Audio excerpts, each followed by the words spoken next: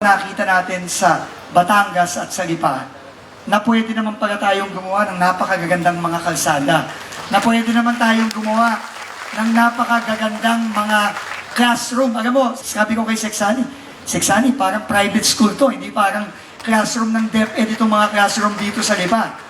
At napakaganda po ng bagong-bagong building ng DSWD. No, parang opisina po ng SM o ng Ayala, yung opisina po ng DSWD dito. Pagmamalaki natin kay Pangulo na pinapakita ng Batangas, ng DPWH, ng DSWD, ng DepEd dito sa Batangas, na pwede naman pala. Sabi nga ng Pangulo, kung gagawin nga natin ang tama at gagastusin natin yung pera ng mga kababayan natin, pera ninyo sa nararapat at hindi mapupunta kung saan-saan, pwede naman palang ganito kaganda ang infrastruktura sa Pilipinas.